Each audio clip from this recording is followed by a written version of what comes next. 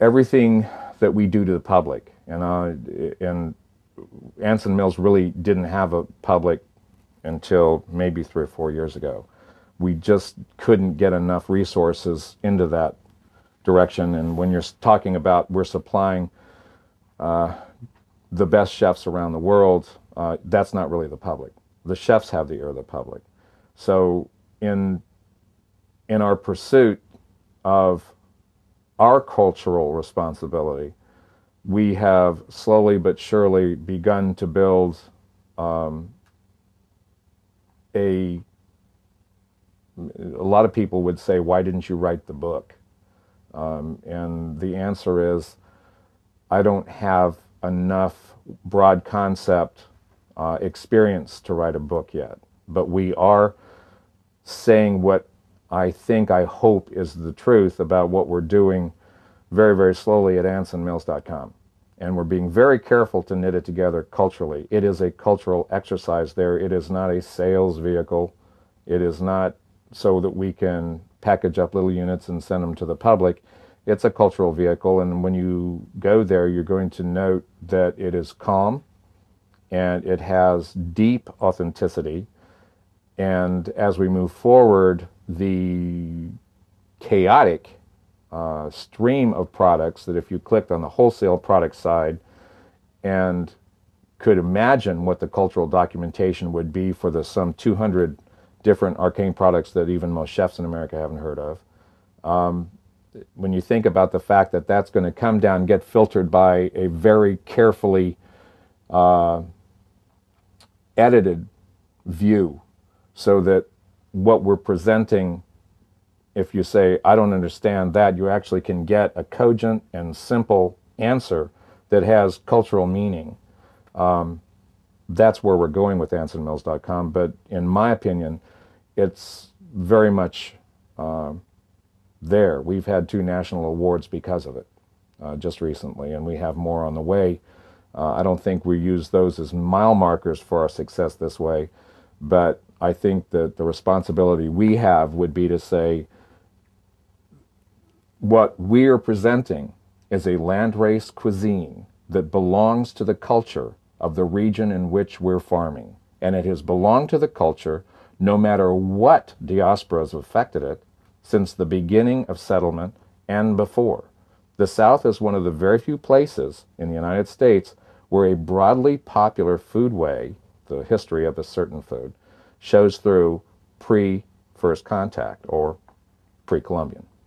We have pre-Columbian foods on the table, and they are no different than what Native Americans were eating when the first settlers showed up. And we have a lot to do. We're seedsmen with a few nation to kind of stay connected at Anson Mills and through the foundation as well.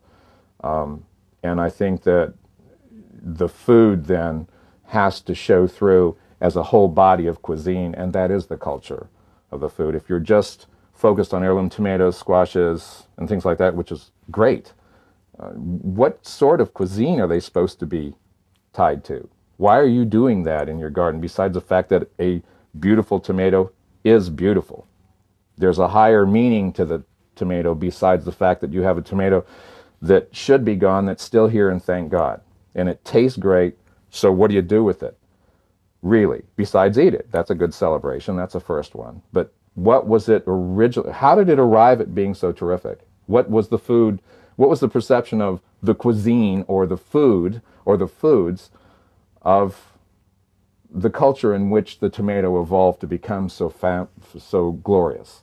So our responsibility would be to bring the culture of our local farming forward in its food. And the paradigm then says sustainability, flavor, preservation, survival, nutrition, culture begins at the table, goes to the farm. It's not farm to table, it's table to farm.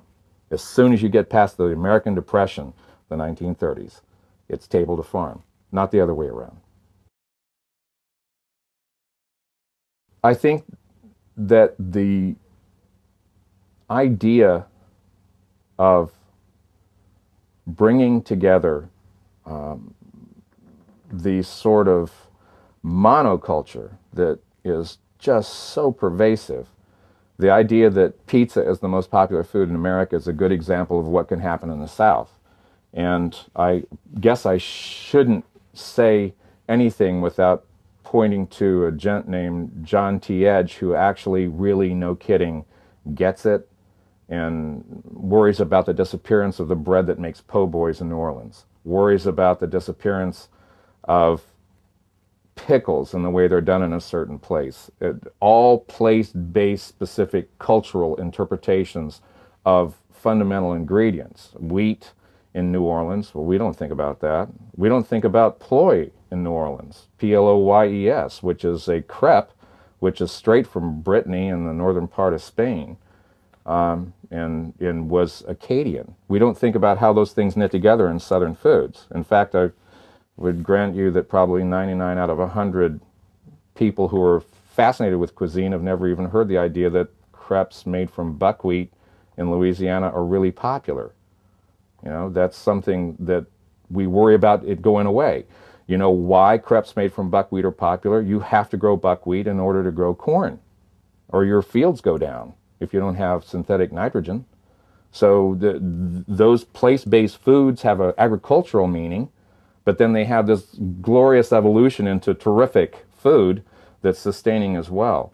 And I think that the threat then would be that we lose the fine points, what people would call the kind of arcania out there, the little teeny things that have to do with Southern food and its culture, and then how to apply that same idea to the other regions in this country, and then in Mexico, where the taquerias are being taken over by instant masa. And it's rare even here. I'm in New York right now, in New York City. It's rare with our great big Latin influence here to find anyone doing fresh masa on a human scale. It's really hard. You can see them doing it on a production scale, but who's making masa at home anymore? This is something that everyone used to do. The ash bucket under the roof drain, making wood-lye potash, and then dropping grain. Corn is a good one. Beans go in too, if you want. But dropping corn, you make a vital and important nutritional transformation of food, right? And I worry about the hand processes being gone. Even with the current, let's do it all in our garden thing, I worry that that won't be sustained. So it's the smaller points where we may even have the food. Say, oh, no, tortillas aren't threatened. Well, they're not. You know, well, maybe they are. You know, who knows how to make them? You need a machine? That sort of thing.